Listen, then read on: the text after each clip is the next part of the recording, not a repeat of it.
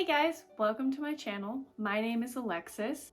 Today I'm going to be talking about the top 5 graphic novels that I have read in the past year and a half. I'm not going to claim I'm some graphic novel expert. I'm actually fairly new to the genre of graphic novels. I started maybe a year ago or a year and a half ago reading graphic novels, and I've come to really love the genre because I think it portrays sometimes heavy or big things very visually, which I connect with a lot, and some things are a little bit easier to comprehend or have empathy for when you see it visually instead of just reading the words on the page and kind of imagining it. So without further ado, let's get into the top 5 graphic novels that I've read recently. And this is just my opinion, of course. The first one I'm going to talk about is called Relish by Lucy Knisley. I hope I'm saying that right. And thanks to Amazon, the Look Inside feature, I will hopefully be able to show you all of the insides, well, that they allow me to show, that you can see on Amazon, and you can see all the beautiful artwork of the graphic novels I'm going to be showing you. This is about her kind of autobiography of traveling from New York City, where she was living, to the upstate New York, where it's a bit more country. Her mom has a catering business, and it's kind of her exploration of growing up around food, around gourmet food, her love of food, some of her favorite recipes. I'm a foodie, I love food, so this was one of my first graphic novels, and I really connected with it because of the food aspect. She has a pesto recipe in here that I use exclusively when I make pesto. I never buy store-bought pesto anymore. So that was Lucy. Lots of recipes, tons of fun stuff about food. If you're interested in food at all, you will like this book. Next, I'm going to share When Stars Are Scattered by Victoria Jameson and Omar Mohamed.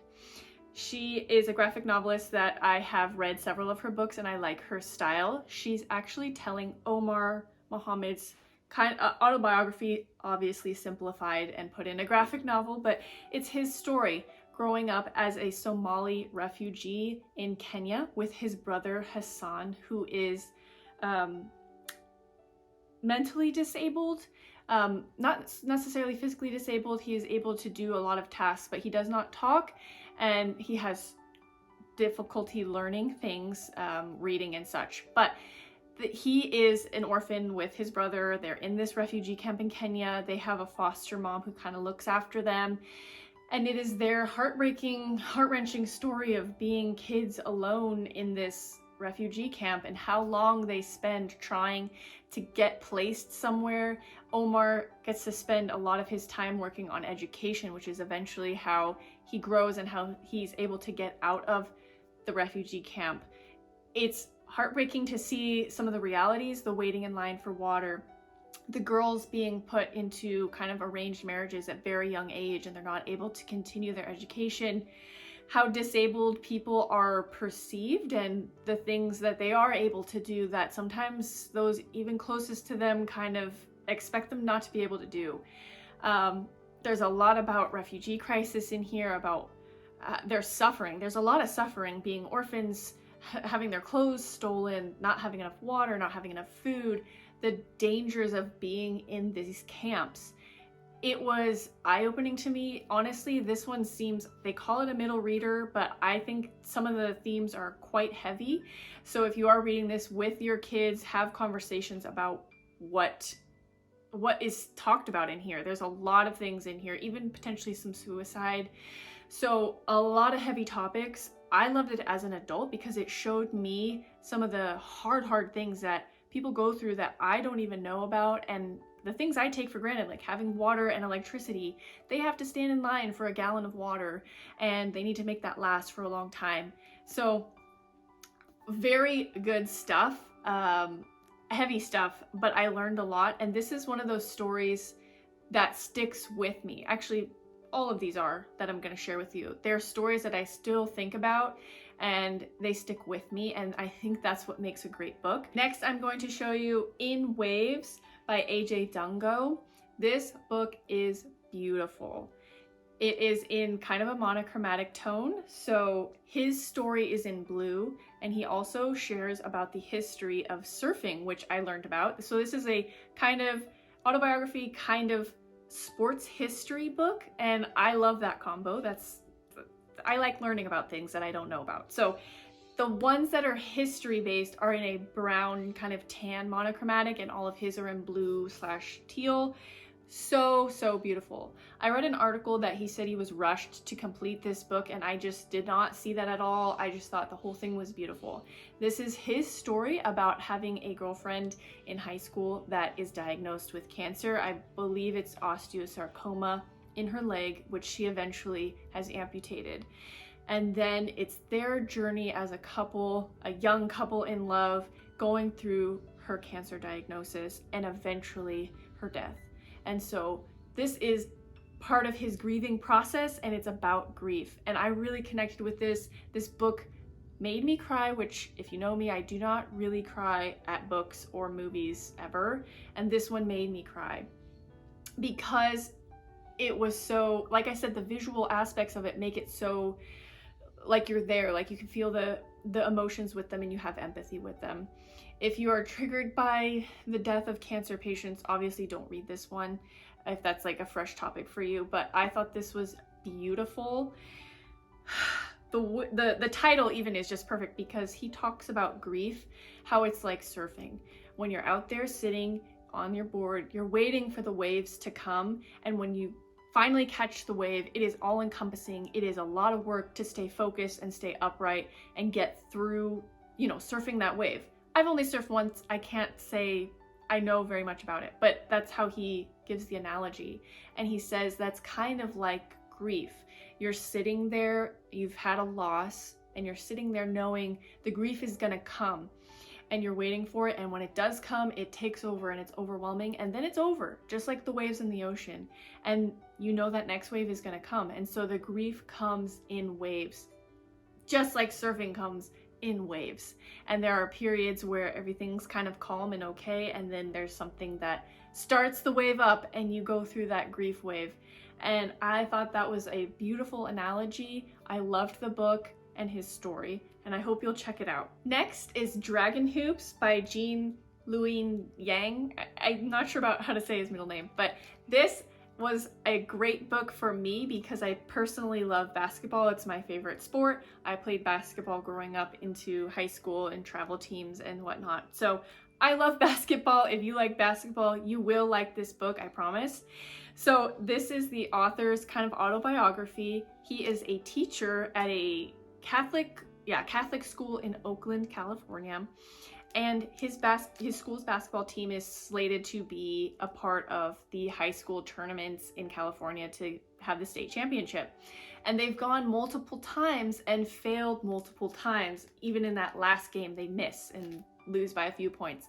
So this year, there's a lot of star players and a star coach. And so there's a really high excitement around the basketball team at his school.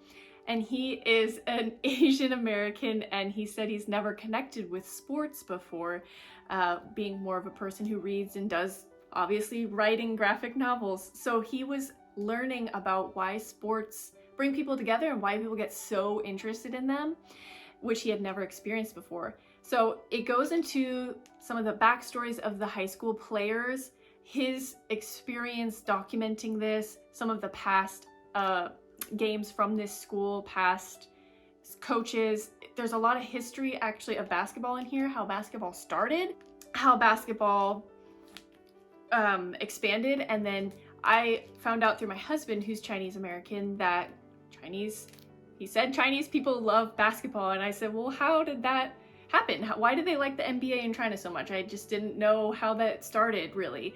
And I found out in this book how Chinese people were introduced to basketball and how it became so popular kind of around the world, but specifically in China in here as well. It's a thick read, so I got to read this for several days instead of just one afternoon, and it was great.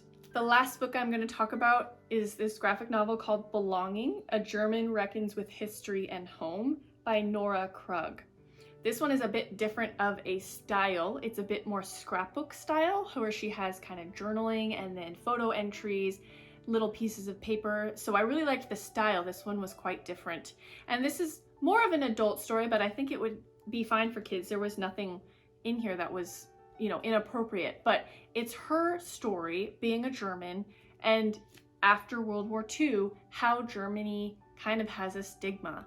And her family growing up would tell her when she went to foreign lands to say she's from the Netherlands, so she doesn't have to hear kind of people's opinion on her country and what her ancestors did. It is her processing how you live as a generation after the World War II generation did something horrific and everyone knows the history. How you reckon being from a country that did that and not having been a part of it. So one of the things in her specific story that I won't tell the details about, but she is concerned about her grandparents, specifically her grandfather, being a Nazi. And she doesn't know. There's a document that she has to go find that all of them had to answer these questions, and she never knew the actual details if he was a Nazi or not. And so that is part of her struggle. Like, is she a part of this Nazi line? How does she reconcile not wanting to repeat that? She's not someone who is proud of that German history. So how do you reconcile living in a country that you love that is a lot different than how it was, but has a definite perceived nature, and what that means for her identity, what that means for her family if she finds this document, and what is it going to say about her grandfather and about herself. If you were wondering, these are the two that I purchased from my own money. If you know anything about me, it's that my library is filled only with books that I actually have read and love. These ones I actually purchased myself because I loved them so much. The rest I got from the library, and I think that's a great place to check out new graphic novels. That's where I originally read these, and I loved them so much I needed to have them for myself to reread again. Check out your local library, request the books, see if you even like them, and don't have to spend your money to find cool stories. But if you do really love them, support the authors and buy their books. So this was my top 5 graphic novels. I hope you could find one that maybe you resonate with, one that sounds interesting. I will be including all the links for the books in the description below, so check those out. And let me know what graphic novels you guys have liked, which ones I should read next, because I don't know that. I mean, I've read some, but I haven't read many. So tell me your favorite graphic novels and let me know if you've read these and what you thought about them.